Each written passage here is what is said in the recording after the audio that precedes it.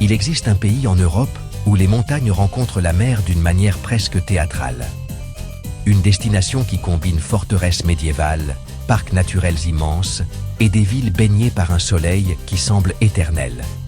Sa culture est le fruit d'anciennes routes commerciales, de royaumes qui ont traversé son territoire, et un héritage qui se reflète aujourd'hui dans son architecture, sa gastronomie et son style de vie décontracté. Aujourd'hui, nous allons découvrir l'un des coins les plus fascinants de la Méditerranée.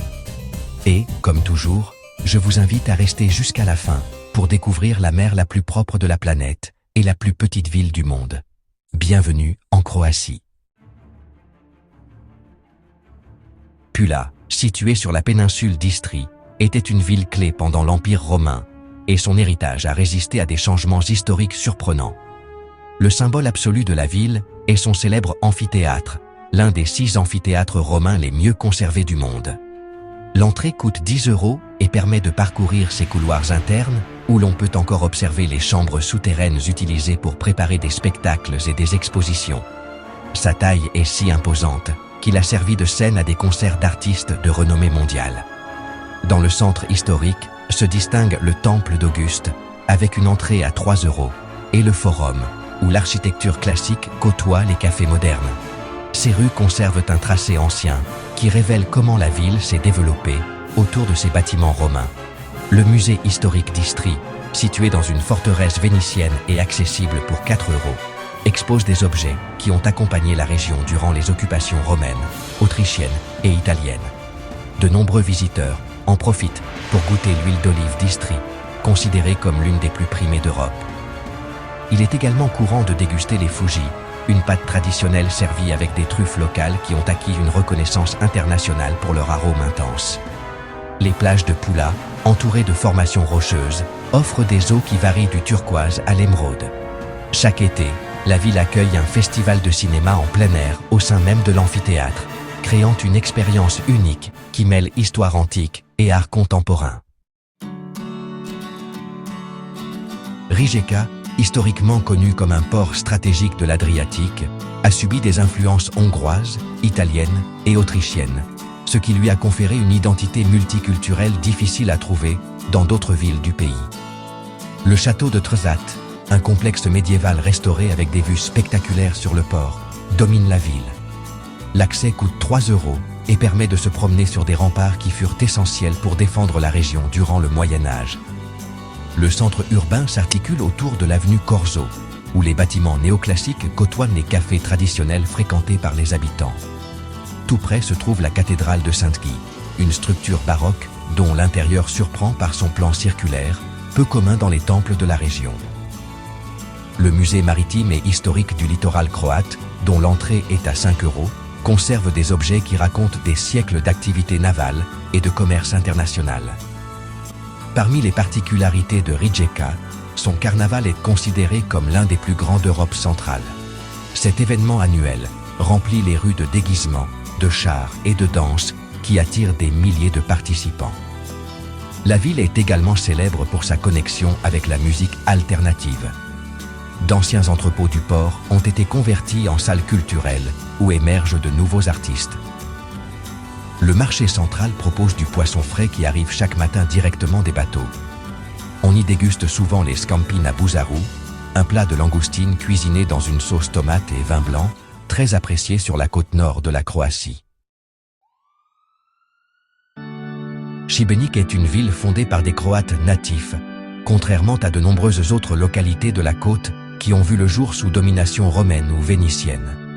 Cette origine lui confère un caractère particulier, visible dans la façon dont sa vieille ville s'adapte aux collines et à la mer. Sa construction la plus emblématique est la cathédrale Saint-Jacques, dont l'accès coûte 7 €. Ce temple, classé au patrimoine mondial de l'UNESCO, a été entièrement construit en pierre, en utilisant des techniques innovantes pour le XVe siècle, notamment ces énormes blocs assemblés sans mortier. La forteresse Saint-Michel, avec une entrée de 10 €, offre l'une des vues les plus vastes sur l'archipel de Šibenik. De ces terrasses, on peut admirer de petites îles qui semblent flotter sur l'Adriatique. Une autre forteresse remarquable est celle de Saint-Nicolas, située à l'entrée du canal maritime et reconnue pour sa forme stellaire particulière. La ville abrite également le musée de Šibenik, avec un tarif de 5 €, qui expose des objets liés à la navigation et à la vie quotidienne depuis le Moyen-Âge.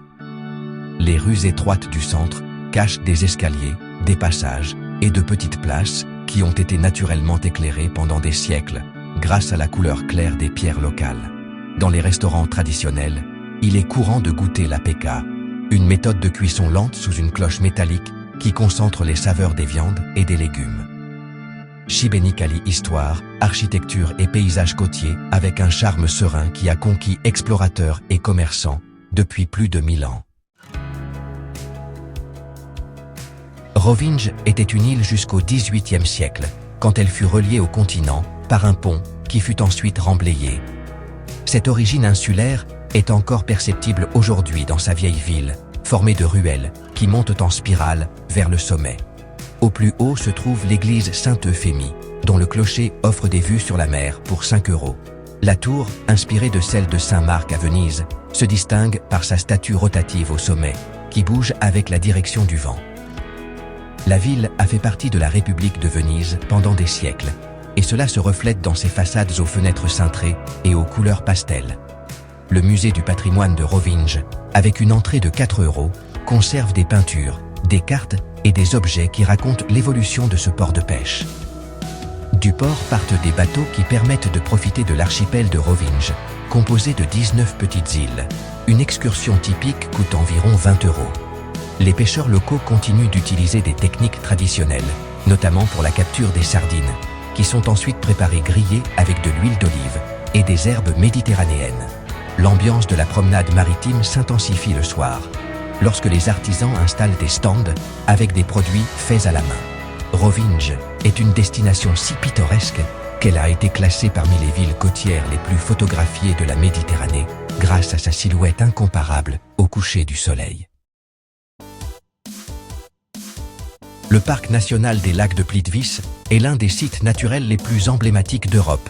Sa formation géologique a commencé il y a des milliers d'années, lorsque l'eau riche en minéraux a créé des barrières de travertin qui ont donné naissance à une chaîne de lacs en cascade. Le parc est composé de 16 lacs interconnectés et de multiples cascades, ce qui crée un paysage qui semble avoir été conçu par la nature avec une précision extraordinaire. L'entrée varie selon la saison, mais elle est généralement d'environ 25 €. Les sentiers en bois permettent de s'approcher de zones où l'eau prend des teintes turquoises et vert émeraude, grâce aux reflets combinés des minéraux et des algues. Dans certains secteurs, on peut observer des espèces comme le loup gris et l'ours brun qui trouvent refuge dans les forêts denses qui entourent les lacs.